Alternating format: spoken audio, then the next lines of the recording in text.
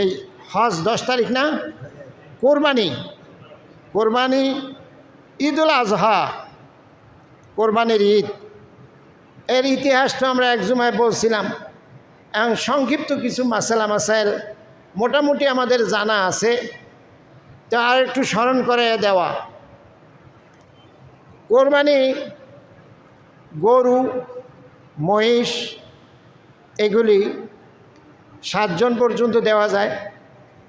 ছাগল একজনে, দুম্বা মেরা একজনে দিতে পারবেন। কোরবানি যারা দেবে সবার সহি নিয়ত থাকা লাগবে। আগে নিয়ে যার যাই থাক, আজকে এখন ওয়াজের পর নিয়ত বিশুদ্ধ করা লাগবে যে আল্লাহর সন্তুষ্টির জন্য কোরবানি দিচ্ছি। একজনের নিয়ত যদি গড়বড় হয়ে যায় তো অন্যদের কোরবানি কবুল হওয়ার ব্যাপারে সন্দেহ তৈরি হয়ে যায়। এই জন্য কোরবানির শরীক বাছাই করতে সতর্ক থাকা লাগে, যথাসাধ্য চেষ্টা করা লাগে। ফেরেশতা আর আপনি কোথায় পাবেন? এই মানুষদের ভিতর থেকেই যথাসম্ভব ভালো মানুষ, মনের মানুষ, আল্লাহর ভয় আছে এমন মানুষদেরকে খুঁজতে হবে। কারণ কোরবানি তো আমাদেরকে আল্লাহর ভয় শিক্ষা দেয়। যার সাথে কোরবানিতে শরীক হব তার মধ্যেই ভয় না থাকলে, সেই ভয় না থাকার যে দোষ, এটা আমার মধ্যে ঢোকার সম্ভাবনা। আর কোরবানি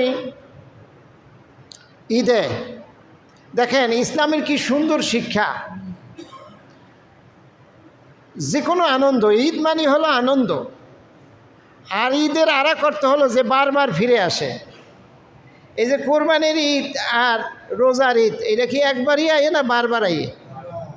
ঈদ মানে হলো বারবার যে ফিরে আসে। আবার ঈদ অর্থ হলো আনন্দ বা খুশি। এই দুই অর্থেই ঈদ। এখন ইসলামের নিয়ম হলো খুশি এবং আনন্দ তুমি উপভোগ করতে হইলে আগে তোমাকে ত্যাগ করা লাগবে। কি করা লাগে? আগে ত্যাগ করা লাগে, তারপরে ভোগ, তারপর আনন্দ। ইসলামের কি চমৎকার শিক্ষা! আগে ত্যাগ, তারপর ভোগ বা আনন্দ। এই জন্য কোরবানির ঈদে আমরা কোরবানি দিলে গরিব গুরবা আত্মীয় স্বজন তাদেরকে আমরা গোশত দেই। এই ঈদুল আজহায় তাদেরকে গোশত দেই। দেওয়ার মাধ্যমে ত্যাগ করি, আমার খানায় তাদেরকে অংশগ্রহণ করি, আমার আনন্দে তাদেরকে শরিক করি, এই গোশত দেওয়ার ভাগাভাগি করে। এটা হলো ত্যাগ। 1 বছর পর 800